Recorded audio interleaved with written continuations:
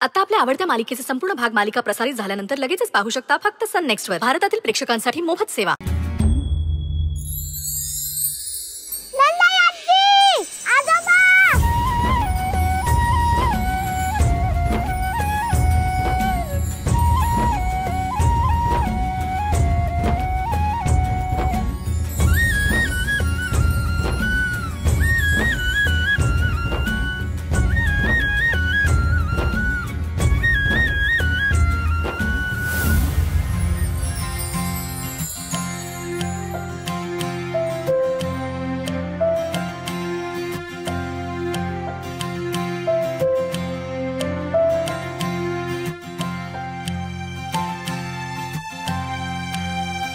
कशी आहेस बाळा तू? मस्त. मला किती आठवण येत होती तुझी. मग बघ ना कसा पळत पळत धावत धावत तुला भेटायला आलो.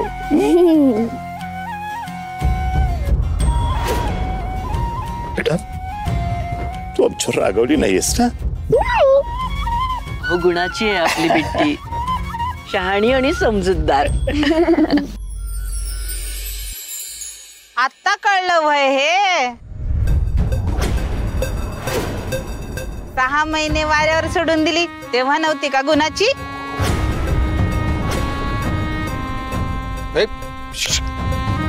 काय बोलते काय? अगं आपल्याकडे पाहुणे आलेत आणि तुझं काय चाललं ग? हे आणि पाहुणे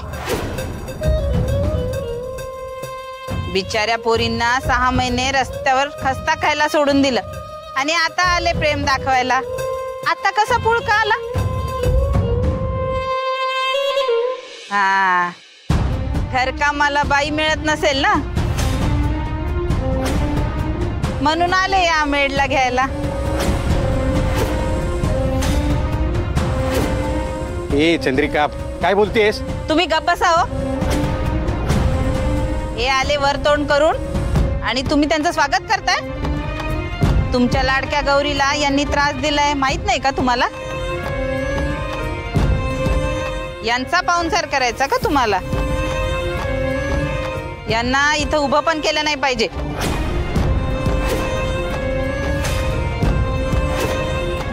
ए पास कर आता.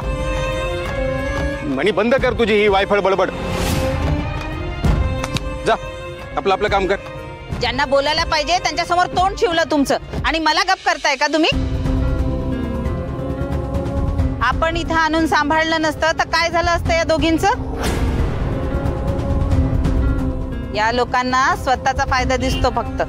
आधी मुलगी नात म्हणून डोक्यावर बसवलं आणि गरज संपली तर दिलं हाकलून. काय गे गौरी, तुला काय स्वाभिमान आहे की नाही? हे थोडं गोड बोलले की निघाली त्यांच्यासोबत जायला घरी. पुन्हा हाकलून दिलं तर काय करशील? पण मी हे होऊ देणार नाही.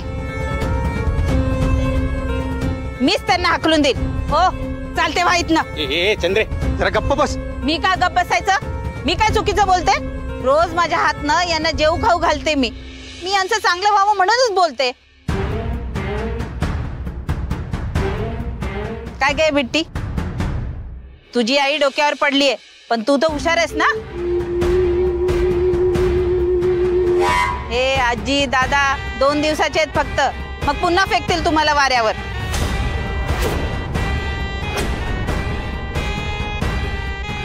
हा आश्रम आहे. तुम्हाला पुन्हा एकदा हाकलून दिलं ना तर परत घेणार नाही मी.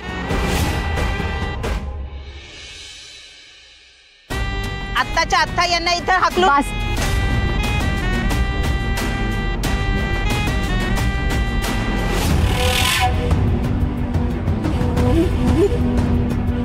चांगलं बोलता येत नसेल ना तर माणसाने बोलू नये. मी आणि बिट्टीने जे काही सोसलं तो आमच्या नशिबाचा भाग होता. कुणी काही मुद्दाम नाही केलंय.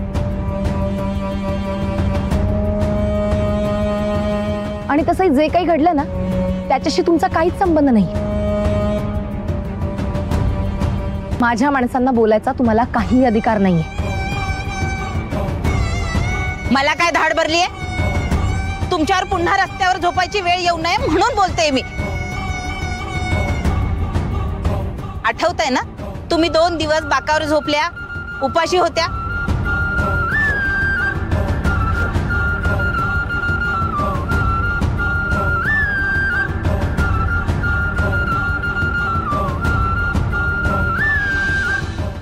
यांना काही पडलं होतं का तुमचं? तरी तू यांना तुझी माणसं म्हणते आणि मी भल्याचं बोलते, तू मलाच गप करते. नाही, तुम्ही बरोबर बोलताय. आमचं खरंच चुकलंय. आम्ही ते मान्यही करतो ना. आम्ही गौरीचे गुन्हेगार आहोत. Rajan sir please. नाही गौरी, आमची चूक आहे. आम्ही तुला मुलगी म्हणत होतो आणि आम्हीच तुला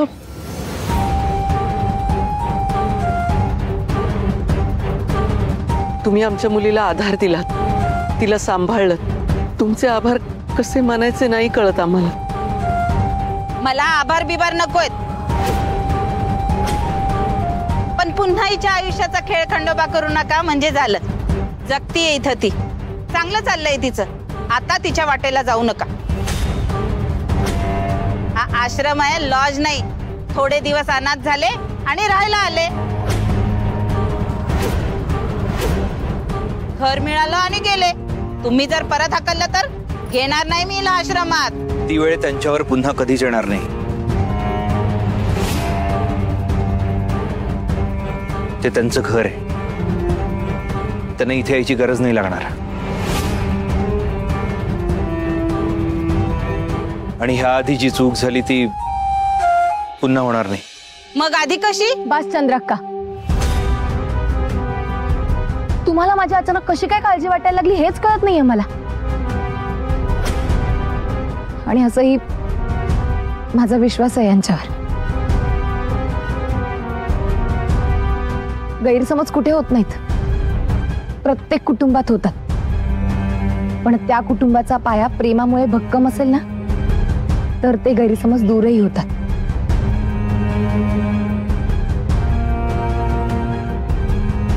मान्य आहे मला त्रास झाला, पण याचा अर्थ असा नाही की यांना त्रास नाही झाला. यांनाही खूप त्रास झालाय, खूप सोसलंय त्यांनी. आणि तसंही झालेल्या गोष्टी पुन्हा उकरून काढण्यात काय अर्थ आहे? जे झालं ते झालं.